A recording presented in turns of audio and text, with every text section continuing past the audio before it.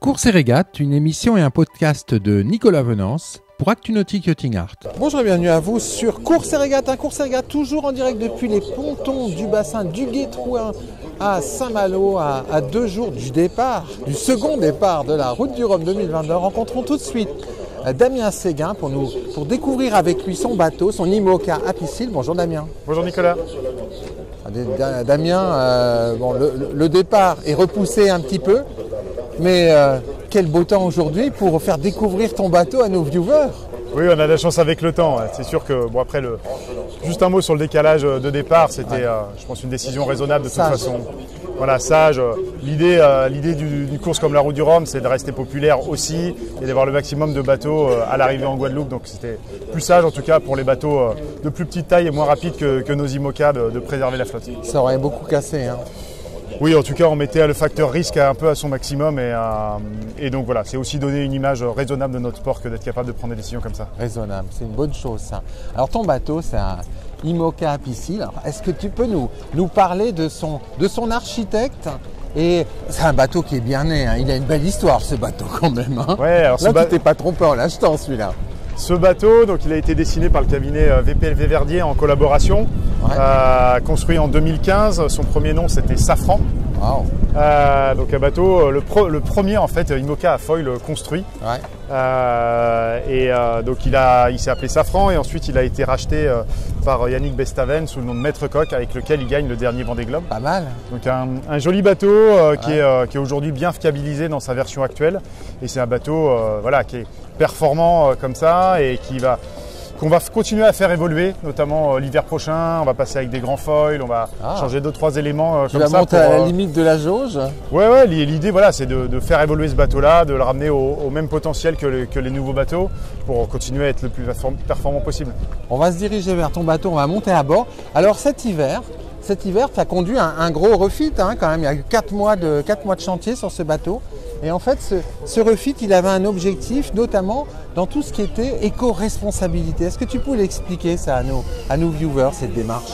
Oui, alors là, déjà, quand on monte à bord, on s'aperçoit que il y a un grand plancher de matochage marron qui est derrière, là, qui est fabriqué en lin.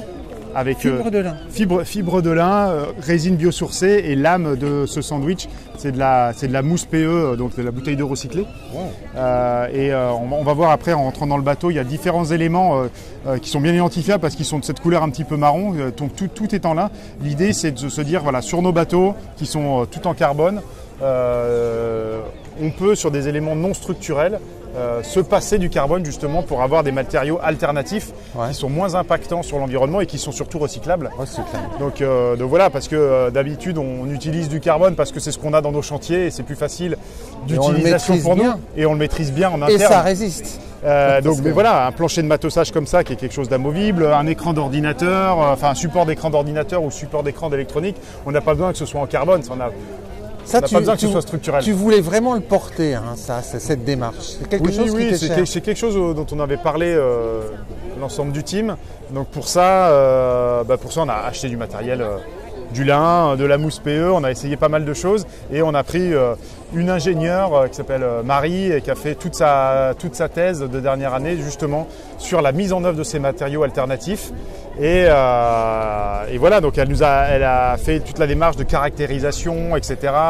Et donc on a fabriqué les pièces en conséquence. Et l'ensemble du travail a été fait en collaboration avec la classe IMOCA. Et nous, on a donné tout le fruit du travail à la classe pour que les autres teams puissent s'en saisir. Partage d'expertise. L'idée, c'était pas que nous, on garde notre travail uniquement pour nous, mais c'est bien le partager pour montrer que c'est possible de le faire et c'est bien si d'autres le font aussi. Alors on monte à bord.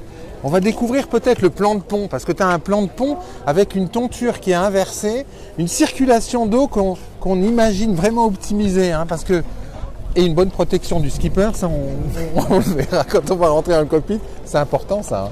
Oui, alors la protection c'est important, même si c'est quelque chose qui va évoluer entre ce qu'on met en place pour une, simple entre guillemets transatlantique et ce qu'on met en place pour un Vendée Globe avec des conditions nettement plus sévères. en tout cas de froid. Mais oui, les plans de pont de toute façon aujourd'hui ils sont assez clean dans le sens où il faut que l'eau qui arrive sur le bateau puisse s'échapper le plus rapidement possible. Et on fait le moins en moins de manœuvres à l'avant du bateau, donc c'est pour ça que tout est ramené sur l'arrière. Alors c'est une contrainte pour le solitaire, mais c'est aussi le préserver aussi des dangers qu'on peut avoir sur la plage avant. Tu as un mât L, et alors nos viewers ils ne le savent pas forcément, mais sur un mât L, tout repose, voilà, sur une pièce qui est stratégique. C'est incroyable ça. Ouais, voilà, c'est une caisse, le pied de mât en fait, donc le mât est tout creux à l'intérieur, il est tout en carbone mais il est tout creux, et il est pivotant. Parce que le mât, c'est un tube qui fait 27 mètres de haut, donc tous les IMOCA ont le même tube, on est sur une monotypie de mât. Le mât il fait 27 mètres carrés de surface de voile en fait, et donc il faut pouvoir le régler, donc c'est pour ça que sur les côtés on a des palans qui nous permettent d'anguler le mât pour le mettre dans le sens du vent. Quelles sont les performances sur ton bateau là? Le top speed que tu as déjà fait? On a fait quelques pointes au-delà des 35 nœuds avec le bateau, donc je ne dis pas qu'on fait ça tous les jours, surtout avec nous, nos petits foils, mais ça montre que ces bateaux-là sont des sacrées machines. Petit mais robuste. Oui, exactement. Petit mais robuste. Parce que quand même, il y a une chose qui est importante sur ce type de bateau. On le voit de ce côté-là. Celui-là, on le voit mieux. Ce bateau, il a été éprouvé et là-dessus, c'est pas un proto, quoi. Non, moi c'était tout l'intérêt de racheter ce bateau-là, au-delà du fait qu'il avait gagné le Vendée Globe, c'est que c'était un bateau qui est déjà fiabilisé. Ah oui. Donc moi je peux prendre le bateau, je peux tirer dessus sans me poser trop de questions, parce que mettre au point un bateau neuf c'est quand même assez long, ça demande énormément de compétences en interne aussi, parce que t'arrêtes pas de casser du matériel ou casser des lisses du bateau ou de la structure, donc il faut sans cesse réparer. Là, depuis que j'ai le bateau, j'ai pas eu de problème majeur avec. On continue à le faire évoluer. T'apprends à le maîtriser et tu l'améliores petit à petit. Oui, c'est l'idée. Voilà, il a fallu que je le mette aussi à ma main, à ma façon de naviguer. J'ai pas exactement la même façon de naviguer qu'Yannick. Il a fallu que je comprenne pourquoi il avait fait certaines choses à bord, que je réadapte des choses pour moi, même en fonction de mon handicap d'ailleurs. Et voilà, et prendre du plaisir à naviguer dessus, tout simplement, parce qu'il est, que ce soit le plan de pont, l'aménagement intérieur, les surfaces de voile sont quand même assez différentes de ce que je pouvais avoir sur mon ancien IMOCA. Ouais. Alors on va maintenant découvrir le cockpit, parce que là, le cockpit, c'est quand même assez extraordinaire, et tu vas nous parler de cette route du Rhum. Alors le cockpit, il y a quand même un niveau de protection aujourd'hui qui est quand même assez extraordinaire. C'est assez bas quand même. Hein. Oui, l'idée c'est heureusement qu'il y a la gîte. Faut imaginer que le bateau il gîte entre 15 et 25 degrés tout le temps, donc et puis que les paquets d'eau peuvent passer par-dessus, donc là je suis quand même très protégé. Et alors ce cockpit, c'est quand même un cockpit qui est très bien réparti entre les winches qui servent au piano et au réglage des voiles et derrière les winches de Bastac et de Traveler de GV. Donc tout est à portée de main. J'ai des sièges de veille qui sont là, qui me permettent de regarder mes voiles par devant. Donc il est plutôt bien pensé ce bateau pour ça, et on sent qu'il est vraiment fait pour naviguer en solitaire ou en double en tout cas. En solitaire ou en double. Alors Damien, toi la route du Rhum, c'est une course qui t'est très chère, parce qu'elle fait un peu partie de ton histoire, avant même qu'on parle de course au large d'ailleurs. Ouais, j'ai eu la chance de grandir en Guadeloupe et de voir arriver du coup des routes du Rhum, notamment celle de 90 avec la victoire de Florence Artaud. Moi j'avais 10 ans. T'as vu arriver Pierre Premier. Exactement. Waouh. Et avec mon petit frère, on était au bout des pontons de Pointe-à-Pitre, on avait découpé des portraits des marins dans Voiles et Voiliers et on faisait signer des autographes. Wow. Donc voilà, c'est ça. Et puis c'est quelque chose qui m'a fasciné de voir ces grands marins, ces grands bateaux, et puis cette idée de traverser l'Atlantique tout seul. C'est une idée qui m'a jamais vraiment quitté, et voilà, ça m'a donné envie de faire le nécessaire pour un jour être au départ de la route du Rhum. Et même si j'ai eu une première partie de carrière tournée sur l'olympisme, j'ai quand même gardé ce rêve-là, et ma première route du Rhum, je l'ai réalisée 20 ans après, en 2010, voilà. C'était en classe 40. Et je finis à une jolie 10e place, donc j'avais bouclé la boucle, mais ça m'a plu et ça m'a donné envie de continuer. Donc aujourd'hui, j'en suis à ma 4e route du Rhum. Alors justement, pour toi, une route du Rhum en tant que participant qui s'aligne au départ, c'est quoi là? Une route du Rhum, c'est, on peut dire que c'est la course idéale, parce que on part de début novembre de métropole et on arrive au chaud 18 jours après en Guadeloupe, donc on peut difficilement rêver mieux. Ouais. Mais c'est une course mythique d'abord, avant tout.